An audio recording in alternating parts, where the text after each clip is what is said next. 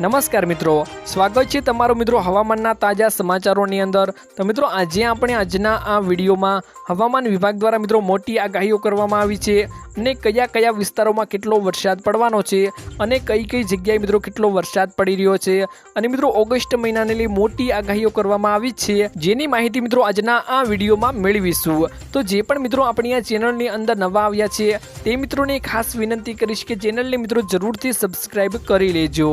તો મિત્રો ગુજરાત હવામાન વિભાગે આગાહી કરતા જણાવ્યું છે કે ગુજરાતમાં આવનારા 2 દિવસ સુધી હળવા ઝાપટા પડશે મિત્રો, જ્યારે 2 ઓગસ્ટથી દક્ષિણ ગુજરાતમાં એક નવી સિસ્ટમ સક્રિય થશે। ગુજરાત રાજ્ય ઉપર મિત્રો 2 દિવસ સુધી કોઈ વરસાદી સિસ્ટમ સક્રિય નથી। જો કે મિત્રો 3 ઓગસ્ટથી સૌરાષ્ટ્ર સહિત દક્ષિણ ગુજરાતમાં મધ્યમથી હળવા વરસાદની મિત્રો આગાહીઓ કરવામાં આવી છે।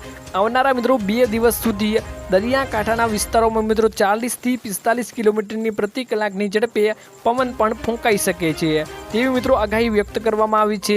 સાથે જ મિત્રો માછીમારો અને દરિયો ન ખેડવા માટે તેમને પણ મિત્રો સૂચના આપવામાં આવી ગઈ છે અને મિત્રો અંબાલાલ પટેલ દ્વારા પણ કહેવામાં આવ્યું છે કે 3 ઓગસ્ટ પછી દક્ષિણ ગુજરાતના વિસ્તારોમાં ભારે વરસાદ પડવાની આગાહી કરવામાં આવી છે અને મિત્રો નર્મદા અને તાપીને જળસ્તરમાં વધારો થવાની શક્યતાઓ પણ તેમણે વ્યક્ત કરી છે।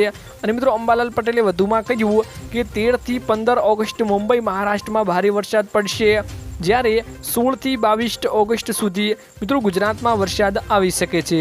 તો 23 ઓગસ્ટથી રાજ્યમાં મિત્રો વરસાદી ઝાપટા પડશે અને રાજ્યમાં મિત્રો 26 થી 30 ઓગસ્ટ સુધી વરસાદી ઝાપટાની આગાહીઓ પણ કરવામાં આવી છે। તેમણે મિત્રો વધુમાં કહ્યું કે 16 ઓગસ્ટે મગધ નક્ષત્રમાં સૂર્ય આવતા સારો વરસાદ થશે।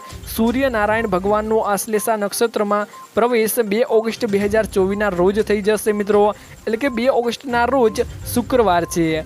2 ઓગસ્ટે મિત્રો 16 ઓગસ્ટ સુધી આશ્લેષા નક્ષત્ર ચાલશે મિત્રો। આશ્લેષા નક્ષત્રનું વાહન ગધેડું છે। વાહન પરથી વરસાદ કેવો પડશે તેનું અનુમાન લગાવવામાં આવતું હતું, જેના જોકે ગધેડાનું વાહન હોવાથી વરસાદની શક્યતાઓ આંશિક રાહત વાળી શકે છે મિત્રો। તો મિત્રો આજના આ વિડીયોમાં આટલું જ હતું। મળીશું એક નવા વિડીયોની સાથે, ત્યાં સુધી મિત્રો વિડીયોને એક લાઈક કરી ચેનલને મિત્રો જરૂરથી સબસ્ક્રાઇબ કરી લેજો।